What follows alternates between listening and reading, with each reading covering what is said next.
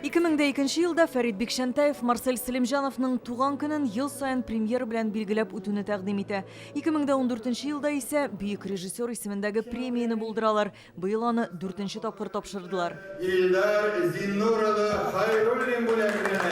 Татар театр сәнгатен үстерүгә зур өлеш керткән өчен премияны танылган артист Илдар Хайруллинга тапшырдылар. Ул Марсель Селимжанов белән 16 яшеннән эшли башлый. 4 ел театр училищесында белем ала, инде ярты гасыр Камал театрында уйный. Селимжанов сузган 19 ел эчендә ул куйган спектакльләргә кызыксыну артагына ди актер.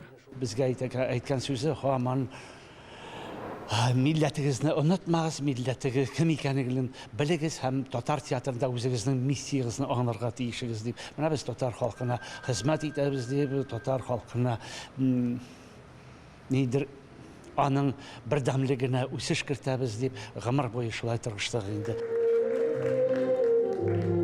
Театр сәнгатенә зур өлеш керткән өчен драматург, кинорежиссер Салават Юзеевны да бүләклиләр. Марсель Селимжанов белән ул бер генә тапкыр күрешеп сөйләшкән булган. Режиссерның тормыш юлын һәм иҗатын Юзеев аның вафатыннан соң тирәнтен өйрәнгән. 2005 елда Марсель Селимжанов турында «И началась жизнь» дигән фильм төшерә ул. Бу премия алу минемчә бик зур вакыйга, мин бик горурланам, чөнки мин шушы сәхнәдә тордым.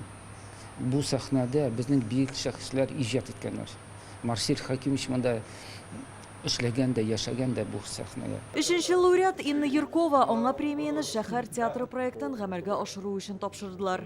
Когда ты живешь в Татарстане, это не... Татарстанда яшисең икән, татар театры тормышыңның бер өлешенә әйләнә. Мин театр училищесында укыганда ук шуны сиздем. Татар театрын ярата башладым. Частью нашей жизни, нашу группу крови. Марсель Селимжанов Камал театры сәхнәсенә 80-нән артык спектакль әзерләп чыгарган. Ул татар классикасын шулай ук яшь татар драматурглары әсәрләрен сәхнәләштерә. Шул рәвешле милли театрның бай репертуарын туплый. Марсель Хакимовичның дәрәҗәсе, аның масштабы, чөнки ул менә татар театры белән генә түгел, ул Россия театрларын, чит ил театрларын бик әйбәт беләдер. Аны Мәскәүдә дә бик яхшы беләләр иде.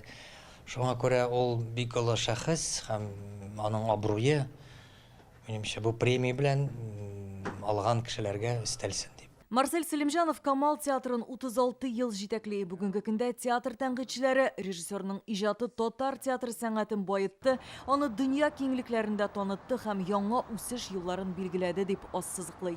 Алия Хайретдинова, Игорь Романов, Яңа Гасыр каналы.